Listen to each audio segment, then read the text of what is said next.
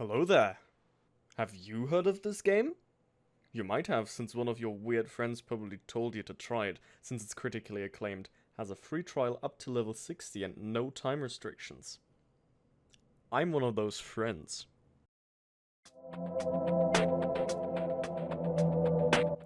So after having played Final Fantasy XIV for around 3.5 years now, and having spent over 5,000 hours in the game, which is around 3.5 hours each day since I started playing, I've recommended a few friends to the game.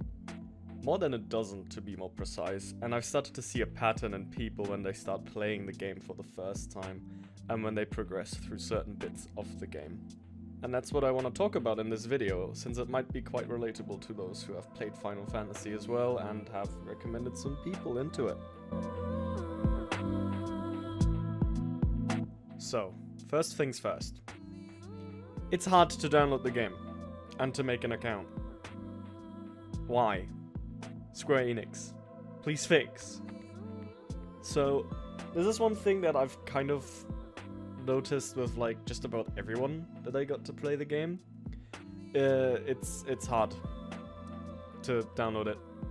So if I remember correctly, you'll have to get a Final Fantasy XIV specific account, which isn't a Square Enix account, but your Final Fantasy XIV account can also second into as a Square Enix account.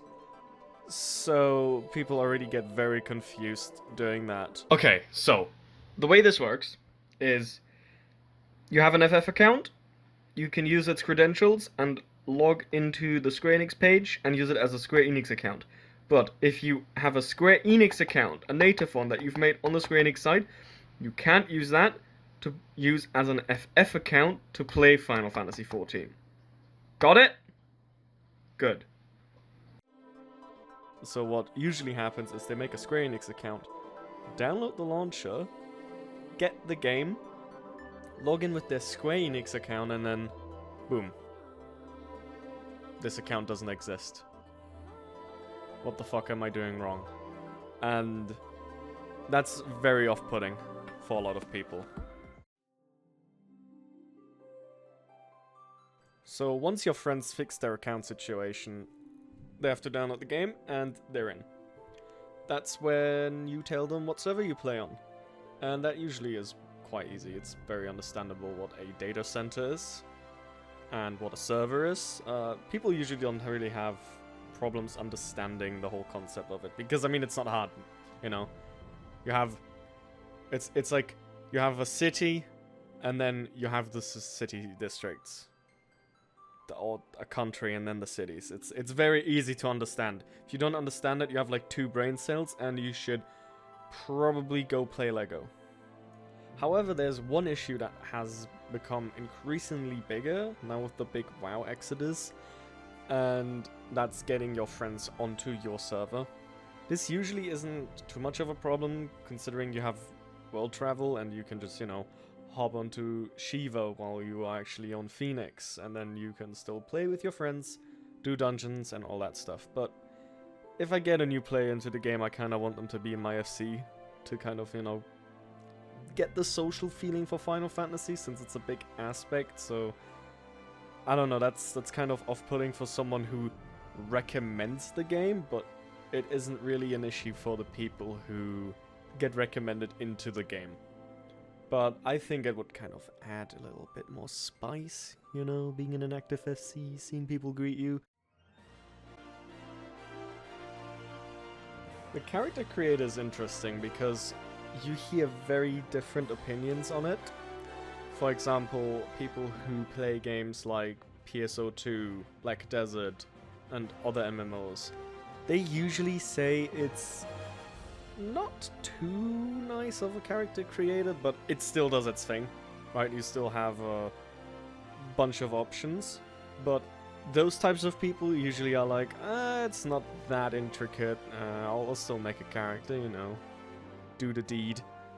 But then you have other people who play, like, I don't know, shooters, you know, Far Cry. Pull the trigger. Come on, motherfucker. Pull the trigger! COD, Counter-Strike, and they're gonna be like, wow, There's a lot of options here. What the fuck? I could spend hours in here. And, I mean, both are kind of right. You know, it looks very cluttered. Like, there's a lot of options you can press. But then at the same time, you know, you're gonna see a lot of people who look the same because there isn't too many options that gonna make you look that much different. As someone who's played the game for as long as I did, you know, 5,000 hours, I kind of wish they would add more options to it. More faces. You know, this is something I see them do, but it's gonna take at least until after 7.0 for them to do it, since female Hrothgar is still in the works, and I mean, they're already overworking themselves with that anyway. So most people are like, what the fuck is this? When they see the Heidelin cutscene, because I mean, you're flying around a giant crystal, and then an Ascian appears, and then you're in your job class, level 50 armor, and then you smash him. It's very confusing, but I mean, gives them a nice little taste about what the game will look like later on. And once they get into the peddler cutscene, most of them are quite interested. You see them read it most of the times, probably because I told them at gunpoint that they're supposed to read everything. Because otherwise I will pull the trigger. Pull the trigger! But yeah, most actually seemed very interesting, which is why I wish that scene was voiced. Why is it not voiced? I don't get it. But most people don't mind. Most people like the animations in the beginning. They get a feel for the area. And generally good first impressions, actually. And now once they've loaded into the game, you can really see who has played an MMO before. The people who've played like WoW or other MMOs, you notice because, you know, they know the controls, how to work the camera, what a quest is. And then the people who didn't, they run around like headless chickens. And they look like they have never played a video game before in their life. Like, for real. I'm sometimes actually kind of baffled at how clueless new players are, even if they are not new to video games. It's quite interesting to see, actually.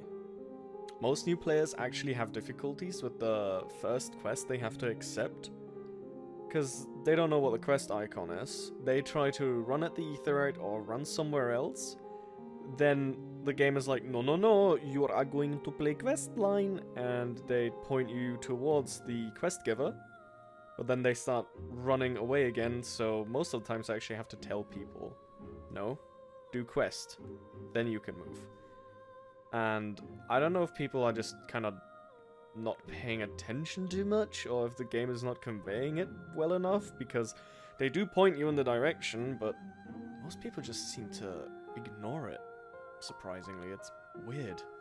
Now, where do most people quit, from my experience? Not post ARR, just before they hit Sestasha.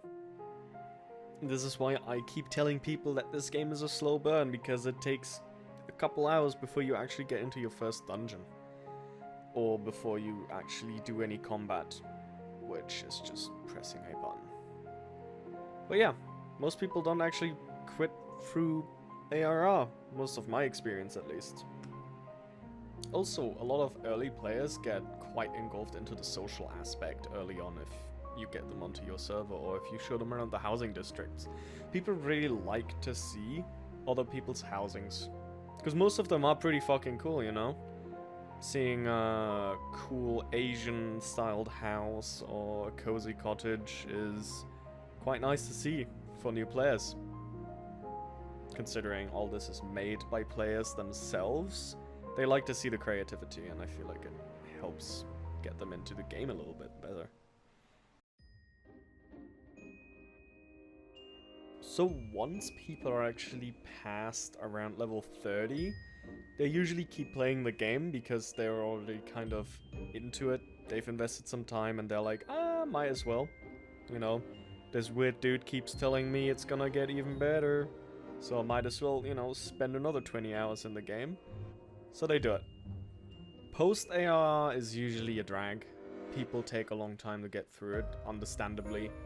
And it takes a lot of encouraging. encouraging to get them to play through it, but I haven't had people leave on me as much as I had them leave around before they even got to Sastasha. Though people did leave during post-ARR content, but just not as many as I thought they would. Also, the banquet scene is where most people really get hooked into the story. It's a pretty good cutscene, so that's quite understandable actually. It's actually a cutscene I've never saw during my initial playthrough, because I actually just skipped the entirety of A Realm Reborn and half of Havensward. The only reason I got hooked into the story is because I saw a very specific cutscene after a dungeon. Because a friend of mine told me to watch it, and it really got me hooked. You know what I'm talking about.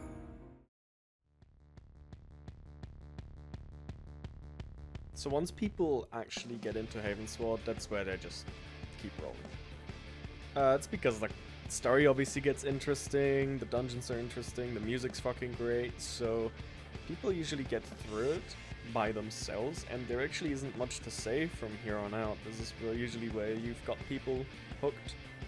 People are established in the world, they know some mechanics to do, they know how to interact with people.